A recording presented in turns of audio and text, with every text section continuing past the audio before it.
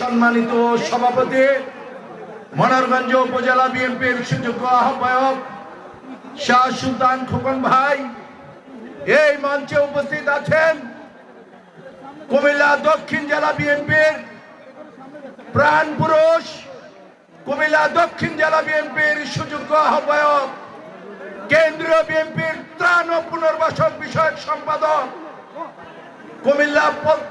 কুমিল্লা দক্ষিণ জেলার 15টি ইউনিয়নের মানুষের রাস্তাভাজন সাবেক সংসদ সদস্য হাজী আমিনুল রশিদ ইয়াসিন। এই মঞ্চে উপস্থিত আছেন কুমিল্লা 9 নির্বাচনী এলাকার প্রতিটি ইউনিয়নের প্রতিটি মানুষের হৃদয়ের স্পন্দন, কেন্দ্রীয় বিএনপির শিল্প বিষয়ক সম্পাদক, আগামী দিনের লাকসা মনোহরগঞ্জের আশা আকাঙ্ক্ষার প্রতীক, আমাদের প্রিয়, সবার প্রিয় কাছের মানুষ জনাব আবুল কালাম।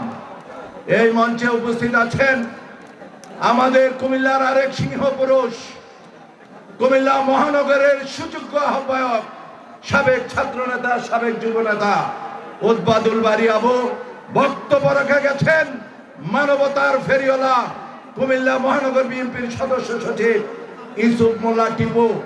এখানে আমার জেলা বিএনপির আমার বন্ধুবর কৃষক দলের আহ্বায়ক মুস্তফা জামান, আমার বন্ধু আমিরুজ্জামান আমির এবং আমার অত্যন্ত কাছের ভিক্টোরিয়া কলেজের সাবেক ভিপি আশিকুর রহমান মাহমুদ ওয়াসিম সহ কুমিল্লা জেলা যুব দল, কুমিল্লা জেলা ছাত্র দল, স্বেচ্ছাসেবক দল, কৃষক দল, মহিলা দল, লাকসা মনোহরগঞ্জের বিভিন্ন ইউনিয়ন এবং উপজেলার নেতৃবৃন্দ, সবাইকে আমার সালাম, আসসালামু আলাইকুম। বক্তব্য দীর্ঘায়িত করছি না। আশিকুর রহমান মাহমুদ ওয়াসিম একটি কথা বলে গেছেন, গাড়িতে আসার সময় মাগরিবের নামাজের সময় গেছে, বক্তব্য দীর্ঘায়িত করতে চাচ্ছি না। আমি শুধু আজকের এই জনসমাবেশে একটি কথাই বলতে চাই, আপনাদের প্রতি একটি অনুরোধ রাখতে চাই। 2018 সালের নির্বাচনের আগে কি কারণে আবুল কালামকে গুম করা হয়েছিল, সেইটি যে ভাই তাকে সেখানে নিয়ে গেছে, 600 কোটি টাকা তাদের থেকে নেওয়া হয়েছে।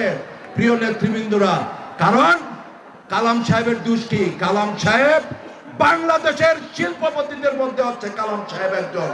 তার একটি দোষ, কি কারণে লাকসা মনোহরগঞ্জের বাংলাদেশ জাতীয়তাবাদী দলের কাজ কি কারণে করে। আমার প্রিয় নেতা, আগামী দিনের অহংকার তারেক রহমান এই নির্বাচনী এলাকাতে, কুমিল্লার 9 নির্বাচনী এলাকাতে দায়িত্ব দিয়েছে কালাম সাহেবকে।